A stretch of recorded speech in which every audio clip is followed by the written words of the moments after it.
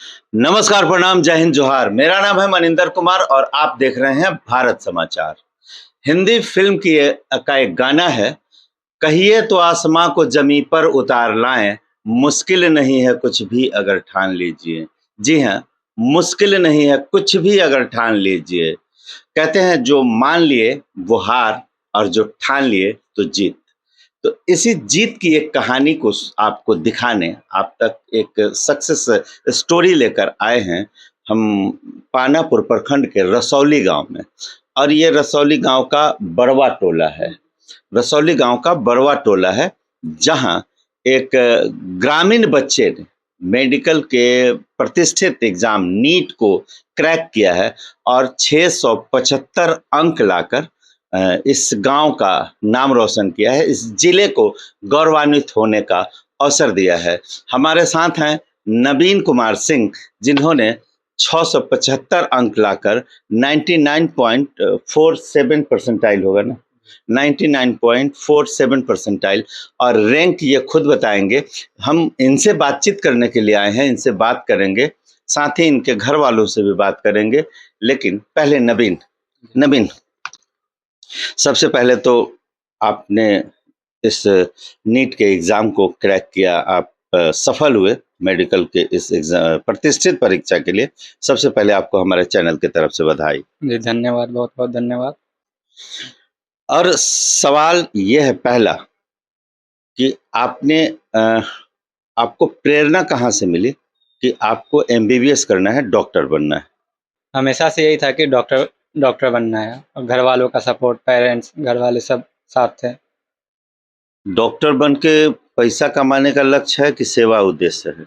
उद्देश्य तो सेवा ही होता है और ये पैसा कमाना तो उसका एक बस बाई प्रोडक्ट है वो। अच्छा, चलिए, पैसा कमाना बाई प्रोडक्ट है। अब आप जरा बताइए अपने प्रारंभिक शिक्षा के बारे में, कहाँ से शुरू हुई शिक्षा? शिक्षा शुरू तो यहीं रसौली से, नेशनल पब्लिक स्कूल से हुई। फिर आगे चल के क्लास 6 से नवोदय ज्वाइन किया नागालैंड में। मतलब यहाँ रहते हुए आपने नवोदय विद्यालय की परीक्षा पास की थी? जी हाँ। फिर वो नवोदय क्लास 10 तक हुआ, फिर 12th भी नवोदय से ही हुआ। उसके बाद फिर कोचिंग ज्वाइन करा पटना में। तो जो लोग ये कहते हैं, ये मानते हैं कि बच्चे शहर में ही पढ़ सकते हैं, बढ़िया स्कूल में ही पढ़ सकते हैं, वो जरा ध्यान से देख लें। उनके लिए सबक है कि एक सुदूर गांव, हमको लगता है जिला मुख्यालय से 50 किलोमीटर की दूरी पे स्थित यह गांव रसौली, जहां रहने वाले एक बच्चे ने 6 क्लास में नवोदय विद्यालय की परीक्षा पास की और यहाँ से पढ़ने के लिए नागालैंड चले गए। वहां से 12th पास करने के बाद वो फिर वापस आए पटना और वहाँ नीट की तैयारी शुरू की, एक कोचिंग ज्वाइन किया और वहाँ से नीट की परीक्षा में सफलता हासिल कर आज हमारे सामने हैं। आपके पिताजी क्या करते हैं? मेरे पिताजी अभी लॉयर है, वकील, पहले जुवेनाइल जस्टिस बोर्ड के मेंबर थे। अच्छा, अभी वकालत करते हैं छपरा कोर्ट में? छपरा कोर्ट में, जैसे छपरा सिविल कोर्ट में। माँ हाउसवाइफ है? जी हाउस वाइफ है और आंगनबाड़ी में भी काम करते हैं। आंगनबाड़ी में सहायिका?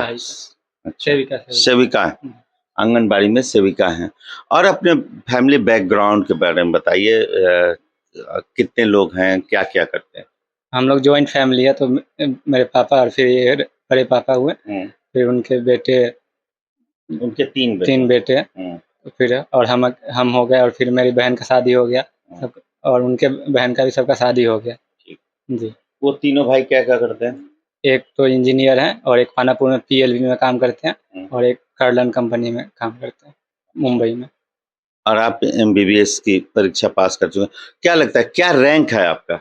मेरा रैंक ईडब्ल्यूएस कैटेगरी में 1301 है और उसमें 11,350 है, जो कि मतलब उस मार्क्स पर यूजुअली ऐसा होता नहीं है। अच्छा, इस बार क्या आपको पता है कि 720 में 720 कितने लड़कों का आया है?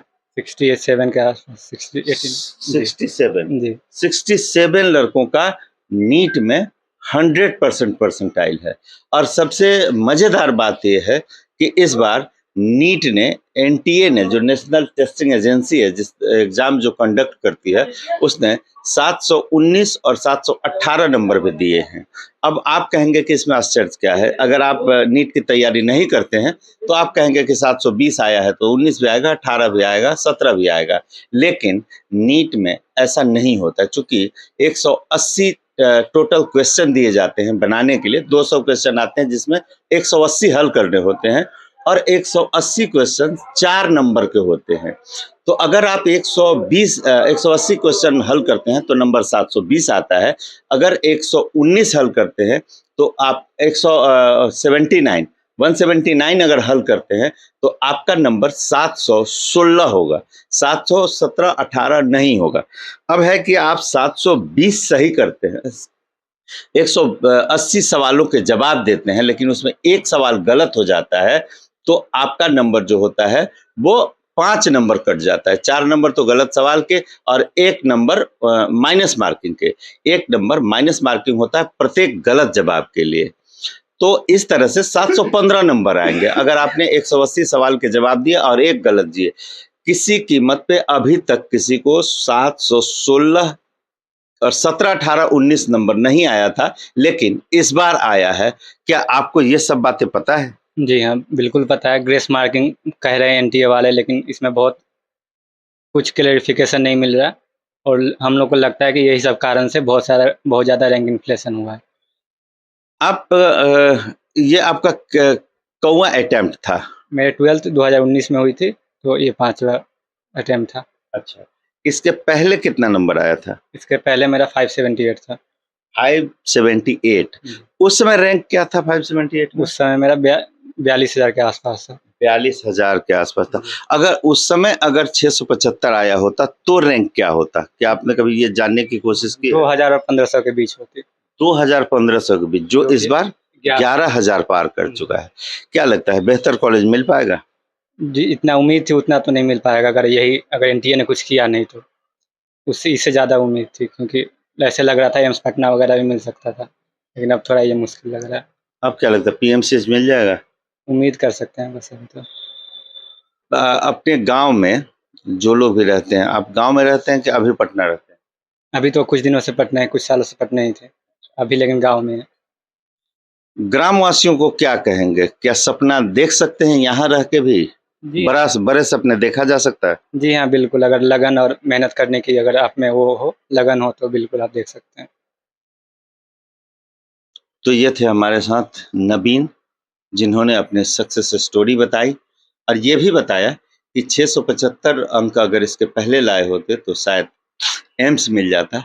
और आप अगर नीट की तैयारी करते हैं तो आप सुन लीजिए, समझ लीजिए, देख लीजिए कि कंपटीशन कितना हार्ड होता जा रहा है।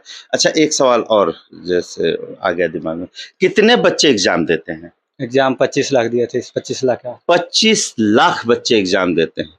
ये नोट करने की बात है उनके लिए जो सपना देखते हैं कि हम डॉक्टर हो जाएंगे। 25 लाख बच्चे एग्जाम देते हैं। और इंडिया में सीट कितने हैं मेडिकल के? गवर्नमेंट कॉलेज में तो बहुत कम है, 50,000 के आसपास है। गवर्नमेंट कॉलेज में 50,000 सीट है। और आमतौर पे कहा जाता है कि नीट का सपना, डॉक्टर बने, एमबीबीएस का सपना वही देखे जिसमें या तो स्वयं में दम हो या फिर उसके बाप में दम हो। कहने का मतलब कि अगर बच्चा टैलेंटेड हो तो आप ये सपना देख सकते हैं, या फिर अगर उस बच्चे के बाप में 1 करोड़ रुपए लगाने की क्षमता हो तो फिर कोई सपना देख सकता है कि एमबीबीएस कर सकता है। क्या जी हाँ, बिल्कुल बात सही है। और जो तो वही लोग, आपने ये सपना क्यों देखा? आपके पिताजी में था 1 करोड़ रुपए लगा देंगे?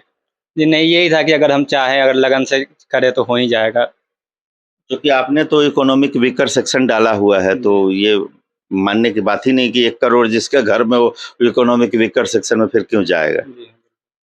हाँ, तो वही था कि अगर चाहे तो कर ही सकते हैं। मतलब वही कि चाहे आसमां को जमी पे उतार दें, मुश्किल नहीं है कुछ भी अगर ठान लीजिए। तो एक बच्चे ने ठान लिया, जिद बना लिया कि मैं डॉक्टर बनूंगा, और ये नहीं आया उनके रास्ते में रुकावट।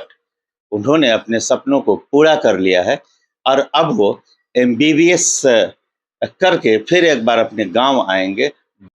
हमारे साथ हैं नवीन की मम्मी, जिन्होंने बड़े लाड़ प्यार से अपने बच्चे को पाला और एक सपना माँ-बाप भी देखते हैं अपने बच्चे के लिए।